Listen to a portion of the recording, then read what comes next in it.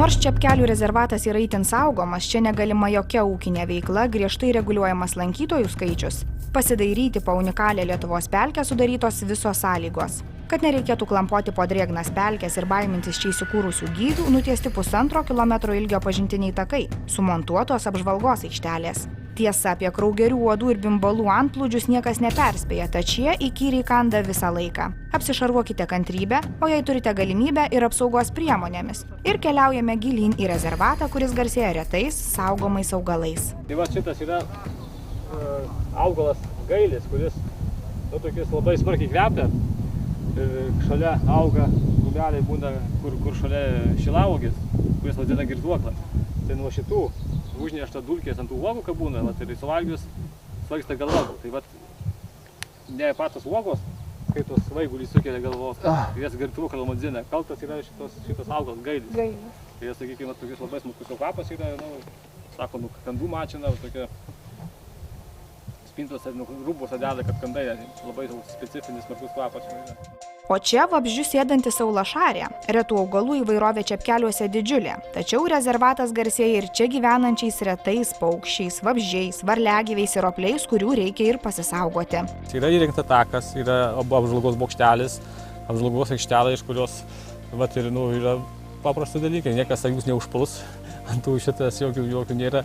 Ir tos kokios gyvatės yra, sakykime, Lietuvos nuodinga gyvatė, angisa gyvena.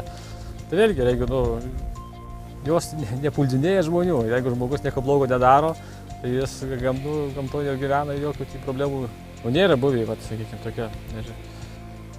Gerai būtų, kad lankytojai būtų irgi sąmoningi ir svarbiausia nešiukštis ir ait tie, kur yra įrengta takai.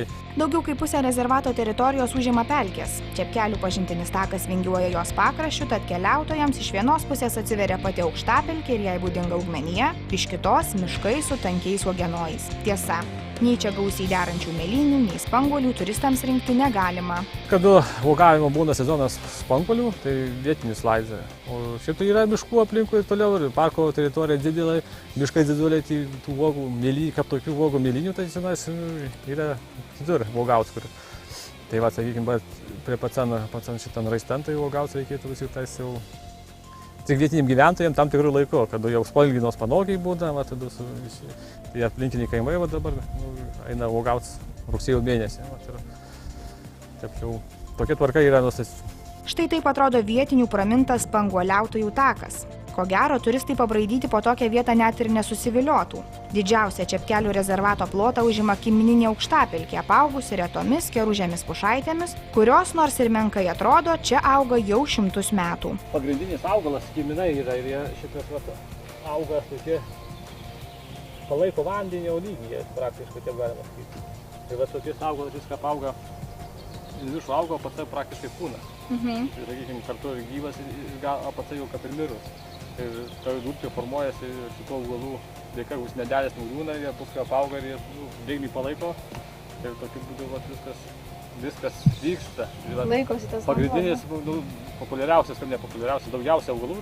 Kad ir kaip jūs žavėtų ši unikali vieta, atvykti bet kada pasižvalgyti po Čepkelių raistą negalėsite. Lankytojai čia įleidžiami tik gavus rezervato leidimą, tad kelionę pasirūpinkite iš anksto.